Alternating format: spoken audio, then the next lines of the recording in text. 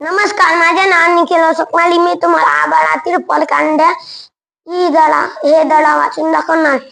शाळेला सुट्टी असली की तालुक्यातील गावावरून आणलेली रंगपेटी आणि कागदाचा तुकडा काढून गुपचूप गच्चीवर जाऊन बसायचो. पिकाचे वाफे करावेत तसे वाफे केलेली रंगाची पेटी सोबतील असायची. सोबत काडी, पेन्सिल, पाण्याची वाटी आणि हाताखाली धरायला कपडे असायचे. चित्र काढणे मला सोपे वाटायचे, परंतु घरच्यांना ते आवडायचे नाही.